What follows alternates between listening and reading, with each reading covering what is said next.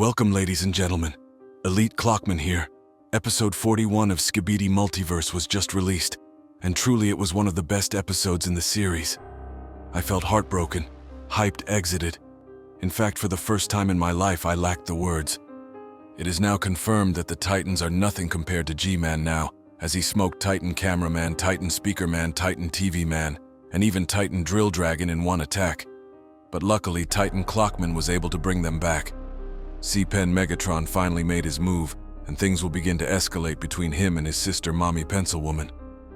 But all of this is nothing compared to fact that another Titan Clockman, the first in fact, was imprisoned underneath Big Ben all along, and let me tell you, this guy might be the strongest in the series.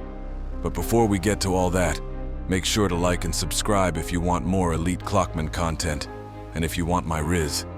Anyways, here we go. After the credit screen, our episode starts off with our boy Titan Cameraman getting his butt kicked by one of G-Man's clones. Bro thinks that this is your average toilet, but no, this guy just lasered him to the ground. And I think he might also have Ultra Instinct because Blood evaded Titan Speakerman's axe from behind without even looking. It was like he knew where the Titan would hit before he could even think of it. After that, he gave him a nice headbutt and a cute little laser. But luckily, our favorite metalhead blocked it with his axe. After that, Tian Speakerman turned to check on Titan Cameraman. Bro was on fire, yet remained unfazed, and even started to clean the dust on his shoulder, so he told him that they should join the rest of the Titans. And with that, the G-Man clone left the scene unharmed. That thing remained unharmed after facing two Titans. And you're telling me that there is hundreds more of him? And as if we didn't know how cooked the Alliance was now, the next scenes just proves my point. In the next scene, we see the two Titans regrouping with Titan TV Man in the sky, shortly after Steve also joins them. Titan TV Man then looked at the giant toilet crab and decided to try the stupidest idea of the whole series. This one scene will now show you how strong G-Man really is. We see Titan TV Man charging his strongest core beam. Titan Speakerman does the same, followed by Titan Cameraman and Titan Drill Dragon. All were using their most powerful moves to create a massive energy ball.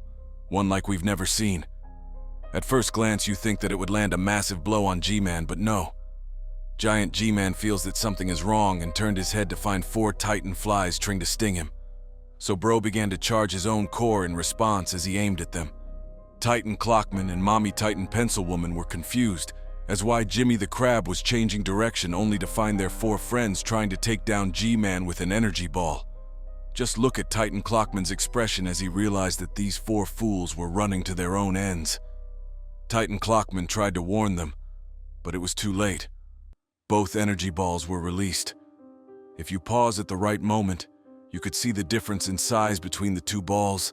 Just look at the size difference. It looked like that time me and my last date compared sausages, and guess who was dominated by the other? But enough jokes, because the next scene just broke my heart. After the 4 Titans realized that they were no match for G-Man Apocalypse's power, it was far too late. Our 4 Titans were directly hit by the giant laser sphere. A giant explosion resulted from the impact and could be seen from miles away.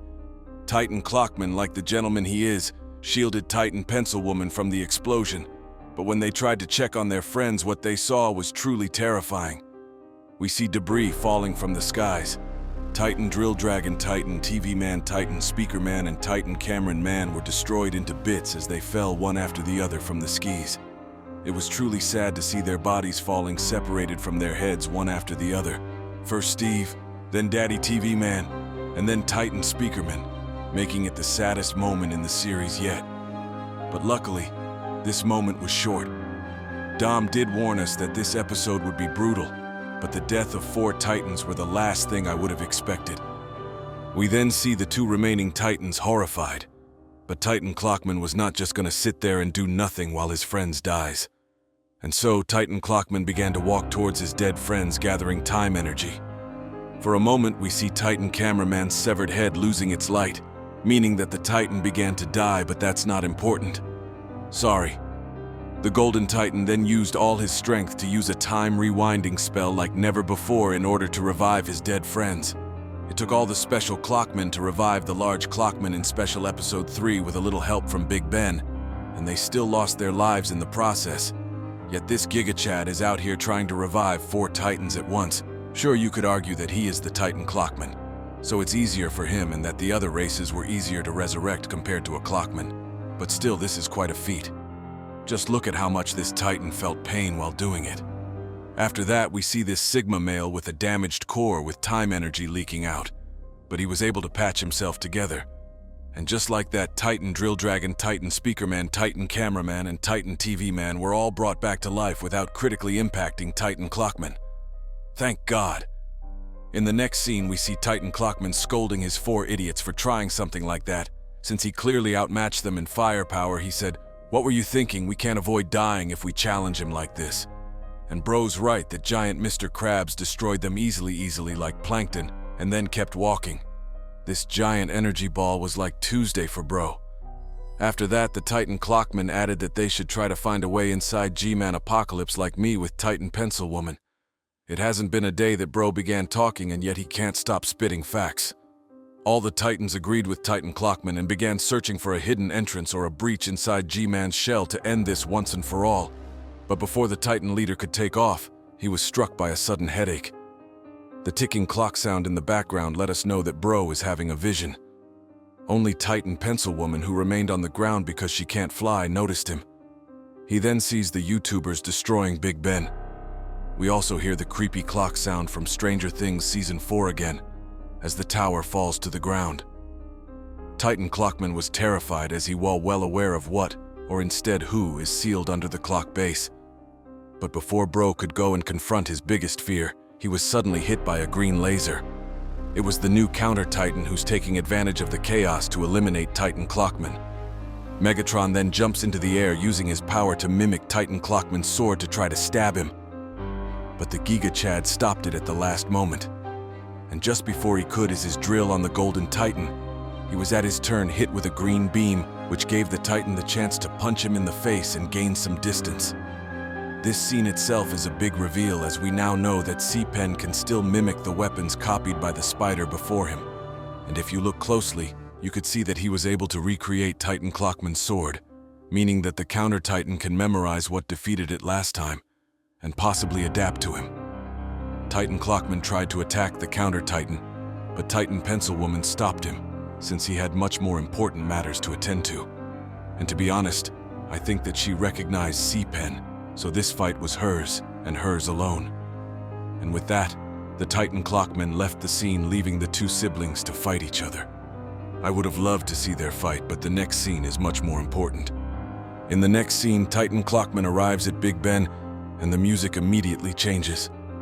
An ominous presence said that she could smell Titan Clockman's fear, and even called him an unworthy substitute, meaning that this guy was before Titan Clockman.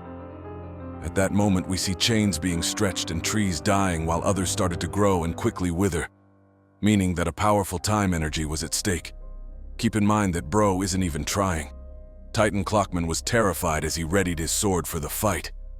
The presence stated that it will show Titan Clockman true time stop, when all went quiet all of a sudden before a massive time stop was unleashed.